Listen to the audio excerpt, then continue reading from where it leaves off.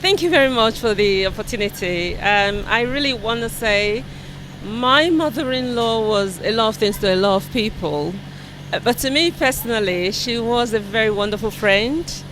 Um, I choose my words carefully when I call people friend because I respect people and a lot of people. But when I use the word friend to describe a person, for me, it means that a person is really a friend, somebody that you can talk to, somebody that is so loving, that's always there for you, and a confidant, somebody you can share your life with. So my mother-in-law was that sort of person to me. She was one of the very few people in my life that I could really very freely share myself with. And she was also, to me, a very kind-hearted woman. She did her best to support me and my husband. My husband was her favorite son, and by extension, she kind of passed that on to me and made me her favorite daughter-in-law as well. She would usually refer to me as her first lady. And that really made me feel special. So referring to me as her first lady didn't just end there. She treated me as her first lady, which was very, very special. And she also took me as a confidant. She would come to me, even though if I was to be her biological daughter, I'd probably come in the 5th position. But she would share her secrets with me. She would come check about my opinion on things she's planning to do. That is very, very rare. And for me, I think in that sense, I'm really one of the few blessed people that will have such wonderful relationship with their mother-in-laws.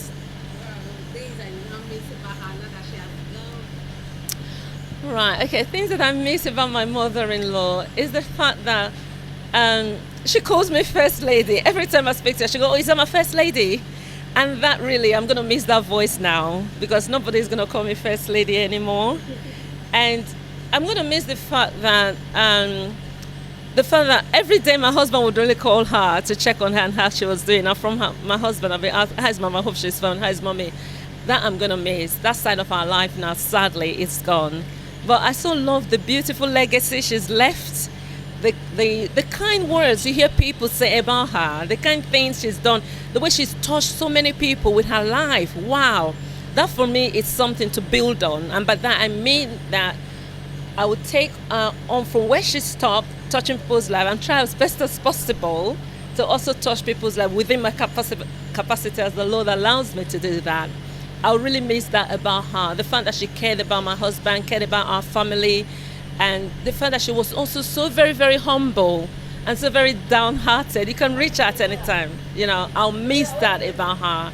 She never withhold anything from her husband or even from me.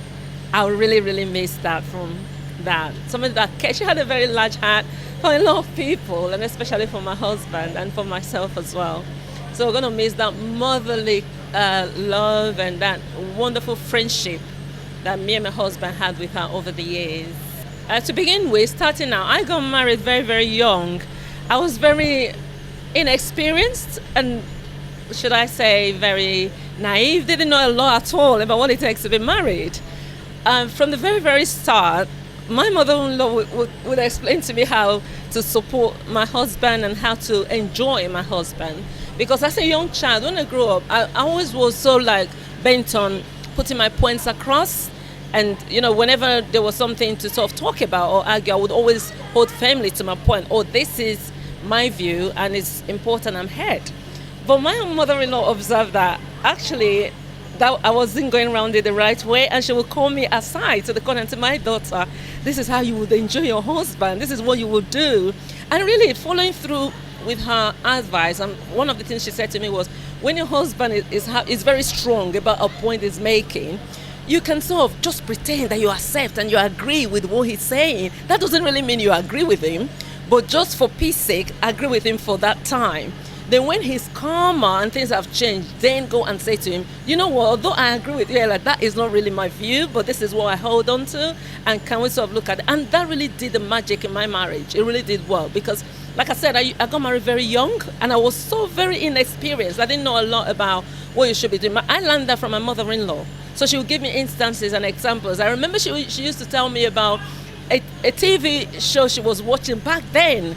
and it was about how to build your family or something. I didn't watch the TV show, but she would give me examples from that she would hear. She would listen to conversations about couple and how they were able to have happy home because of what they were doing. So she would give me examples like that, and she actually taught me how to build my home. I am about 28, going nearly 30 years married now. All glory to God, and thanks to God for keeping my home.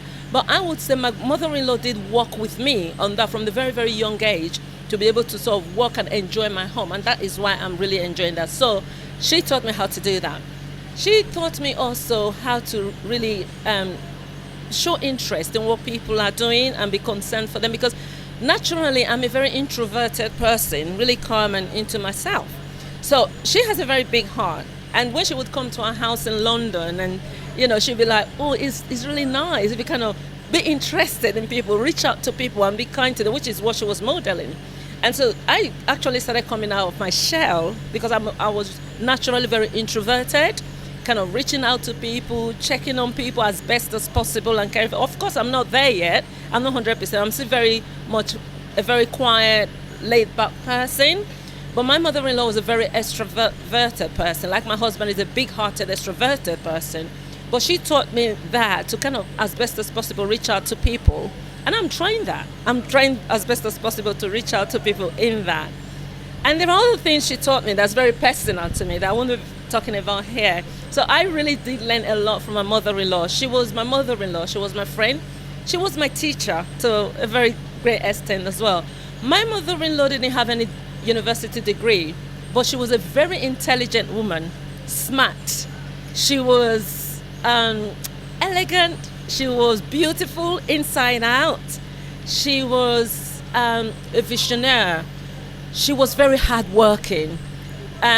When she started this hotel business, she was one of the few ladies that started hotel business here in Benin City. At the time, she was a trader. She had a clothing business. But she had this vision that alone would not sustain her in the future. So she went into hotel business, and it grew. And she started encouraging her friends as well, to sort of get into the hotel business. So she's a visionary. She's a pace setter.